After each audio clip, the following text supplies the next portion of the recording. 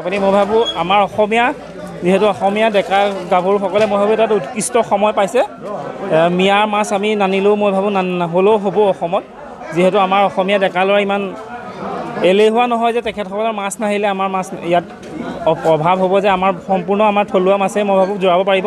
হয়, দুদিন এদিন নাটনি হ'ব পাৰে ঠিক, কিন্তু এইটো তাৰ নিশ্চয় নহয় যে তেখেতসকলৰ মাছ আহিলেহে আমি মাছ খাবলৈ পাম বা আমাৰ অসমীয়া মানুহে মাছ খাবলৈ পাব। মই ভাবোঁ মিয়াসকলক এটা শিক্ষা দিব লাগে আৰু এইটো ভাল সিদ্ধান্ত লৈছে। মই ভাবোঁ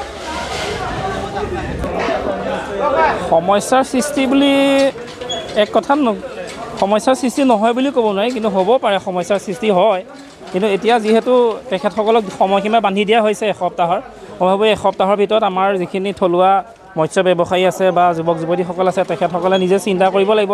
আমি নিজে চিন্তা কৰিব, আমি অকল কথাৰে ফুলজাৰি মাৰিলে নহ'ব, হাতে কামে কৰিব লাগিব। তেতিয়াহে আমি এই যিটো তেখেতসকলক সময়সীমা বান্ধি দিছে সেইখিনি আমি হাতে কামে কৰিলেহে আমি ফলপ্ৰসূ কৰিব পাৰিম। মই ভাবোঁ উৎকৃষ্ট এইটো এটা ফলপ্ৰসূ সময় হ'ব যে আমি নিজে হাতৰ কামে কৰি তেখেতসকলক প্ৰত্যাহ্বান জনাওঁ যে তোমালোকৰ মাছ আমি নহ'লেও আমাৰ থলুৱা মাছে আমাৰ সম্পূৰ্ণ বজাৰ দখল কৰিব পৰা হ'ব, সকলোৱে ৰাইজে খাবলৈ পাব। আৰু দেখা পোৱা যায় যে যেতিয়া মাছসমূহ আহে, আমাৰ যিসমূহ থলুৱাভাৱে উৎপাদিত মাছসমূহৰ দাম কম হয়, তেখেতসকলেও কম দামত বিক্ৰী হয়। সমস্যা আমাৰ মানুহখিনি হয় নহয় চাওক, দৰ দামৰ কথাটো এইটো চলি থাকিব বাৰু। দৰ দামটো আপুনি কৈ দিব নোৱাৰে যে আজি এইটো দামতে হ'ব, কাইলৈ সেইটো দামত। কিন্তু যিসকলে মাছ চিনি পায়, আমি তেতিয়া ধৰি লওক মাছৰ লগত যিসকল জড়িত তেখেতসকলে সম্পূৰ্ণভাৱে জ্ঞাত যে এইটো ক'ৰ মাছ, এইটো ক'ৰ মাছ। তো সেইটো কাৰণে মই ভাবোঁ উৎকৃষ্ট দাম পাব লাগে। উৎকৃষ্ট মাছৰ উৎকৃষ্ট দাম সদায় থাকিব আৰু থলুৱা মাছৰ দাম সদায় থাকিবই।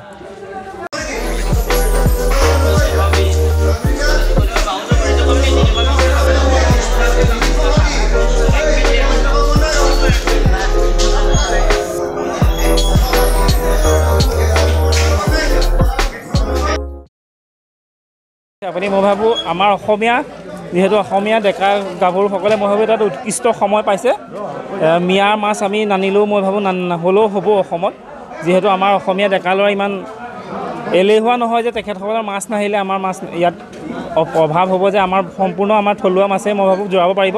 হয়, দুদিন এদিন নাটনি হ'ব পাৰে ঠিক, কিন্তু এইটো তাৰ নিশ্চয় নহয় যে তেখেতসকলৰ মাছ আহিলেহে আমি মাছ খাবলৈ পাম বা আমাৰ অসমীয়া মানুহে মাছ খাবলৈ পাব। মই ভাবোঁ মিয়াসকলক এটা শিক্ষা দিব লাগে আৰু এইটো ভাল সিদ্ধান্ত লৈছে। মই ভাবোঁ সমস্যাৰ সৃষ্টি বুলি এক কথাত সমস্যাৰ সৃষ্টি নহয় বুলি ক'ব নোৱাৰি, কিন্তু হ'ব পাৰে সমস্যাৰ সৃষ্টি হয়। কিন্তু এতিয়া যিহেতু তেখেতসকলক সময়সীমা বান্ধি দিয়া হৈছে এসপ্তাহৰ, মই ভাবোঁ এসপ্তাহৰ ভিতৰত আমাৰ যিখিনি থলুৱা মৎস্য ব্যৱসায়ী আছে বা যুৱক যুৱতীসকল আছে তেখেতসকলে নিজে চিন্তা কৰিব লাগিব। আমি নিজে চিন্তা কৰিব, আমি অকল কথাৰে ফুলজাৰি মাৰিলে নহ'ব, হাতে কামে কৰিব লাগিব। তেতিয়াহে আমি এই যিটো তেখেতসকলক সময়সীমা বান্ধি দিছে সেইখিনি আমি হাতে কামে কৰিলেহে আমি ফলপ্ৰসূ কৰিব পাৰিম। মই ভাবোঁ উৎকৃষ্ট এইটো এটা ফলপ্ৰসূ সময় হ'ব যে আমি নিজে হাতৰ কামে কৰি তেখেতসকলক প্ৰত্যাহ্বান জনাওঁ যে তোমালোকৰ মাছ আমি নহ'লেও আমাৰ থলুৱা মাছে আমাৰ সম্পূৰ্ণ বজাৰ দখল কৰিব পৰা হ'ব, সকলোৱে ৰাইজে খাবলৈ পাব। আৰু দেখা পোৱা যায় যে যেতিয়া মাছসমূহ আহে, আমাৰ যিসমূহ থলুৱাভাৱে উৎপাদিত মাছসমূহৰ দাম কম হয়, তেখেতসকলেও কম দামত বিক্ৰী হয়। সমস্যা আমাৰ মানুহখিনি হয় নহয় চাওক, দৰ দামৰ কথাটো এইটো চলি থাকিব বাৰু। দৰ দামটো আপুনি কৈ দিব নোৱাৰে যে আজি এইটো দামতে হ'ব, কাইলৈ সেইটো দামত। কিন্তু যিসকলে মাছ চিনি পায়, আমি তেতিয়া ধৰি লওক মাছৰ লগত যিসকল জড়িত তেখেতসকলে সম্পূৰ্ণভাৱে জ্ঞাত যে এইটো ক'ৰ মাছ, এইটো ক'ৰ মাছ। তো সেইটো কাৰণে মই ভাবোঁ উৎকৃষ্ট দাম পাব লাগে। উৎকৃষ্ট মাছৰ উৎকৃষ্ট দাম সদায় থাকিব আৰু থলুৱা মাছৰ দাম সদায় থাকিবই।